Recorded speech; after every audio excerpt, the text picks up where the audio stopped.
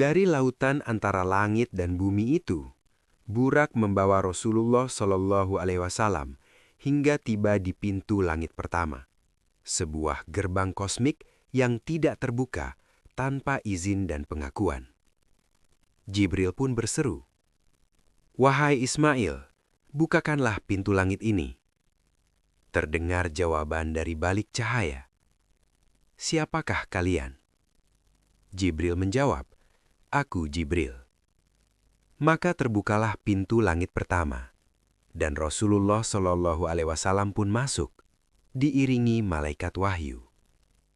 Ismail memandang Rasulullah Shallallahu Alaihi Wasallam, parasnya bersinar oleh anugerah, lalu berkata dengan penuh takzim, "Wahai Jibril, siapakah yang bersamamu ini, yang demikian indah dan agung rupanya?"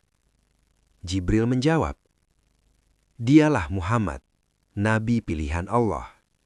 Namanya telah tertulis di pintu langit yang engkau jaga." Rasulullah Shallallahu Alaihi Wasallam memberi salam, dan salam itu segera dijawab. Ismail berkata, "Wahai Muhammad, betapa besar cinta dan kemuliaan yang Allah limpahkan kepadamu.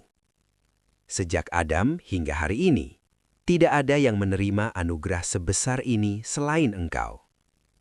Rasulullah Shallallahu Alaihi Wasallam lalu bertanya, "Wahai Jibril, apakah nama langit ini?" Jibril menjawab, "Inilah langit Rafi'ah. Ketebalannya setara 500 tahun perjalanan." Di langit itu Rasulullah Shallallahu Alaihi Wasallam mendengar tasbih yang bergema, bukan seperti suara dunia, melainkan seperti getaran keberadaan. Maha suci Allah yang maha tinggi lagi maha agung. Maha suci Allah, Raja segala kerajaan. Tiada sesuatu pun yang serupa dengannya. Dia maha mendengar dan maha melihat. Rasulullah Shallallahu Alaihi Wasallam melihat malaikat berdiri berbaris. Jumlahnya tak terhingga.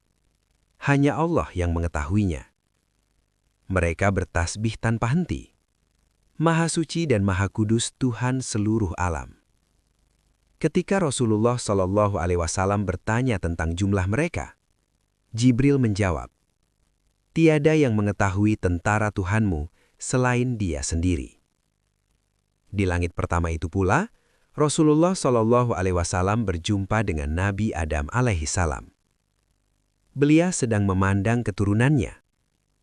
Wajahnya berseri ketika melihat ruh orang-orang beriman, dan bersedih ketika menyaksikan ruh orang-orang durhaka. Adam berkata, "Wahai Muhammad, sungguh engkau telah dilebihkan atas kami semua." Kemudian Rasulullah Shallallahu Alaihi Wasallam diperlihatkan berbagai keadaan manusia setelah kehidupan dunia. Ada orang-orang yang bibirnya seperti bibir unta, diisi cairan tembaga mendidih. Mereka adalah pemakan harta anak yatim. Ada perempuan yang digunting buah dadanya dengan api. Mereka adalah yang mengkhianati kesucian, menduakan pasangan, dan membunuh janin yang dititipkan Allah. Ada lelaki yang mulutnya disiram api. Mereka meninggalkan yang halal dan memilih zina.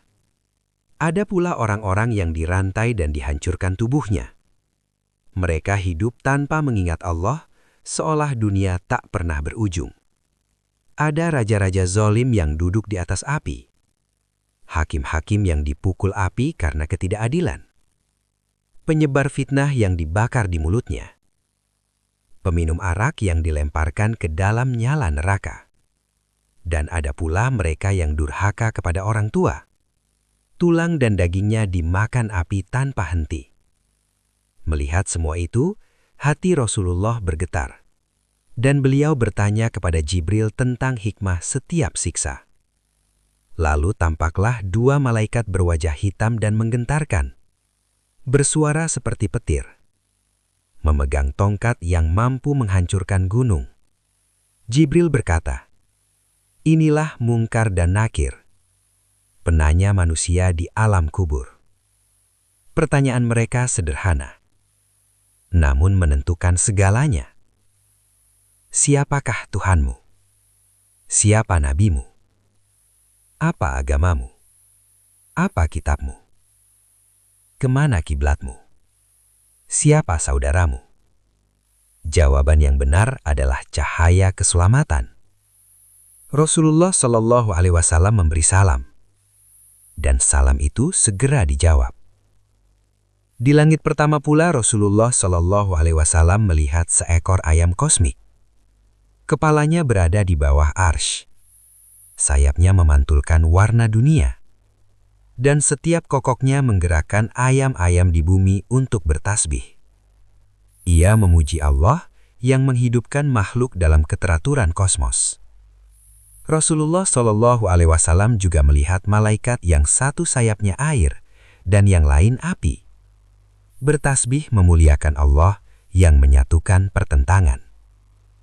Dan tampak pula Mikail, pimpinan langit pertama, pengatur hujan, guntur dan kilat. Setiap tetes hujan dalam pengetahuannya. Di penghujung langit pertama, terbentanglah sebuah laut luas. Berkilau seperti besi halus. Tebalnya 500 tahun perjalanan. Jibril berkata, "Inilah laut pemisah menuju langit kedua." Dan perjalanan Rasulullah menuju rahasia yang lebih tinggi pun akan berlanjut.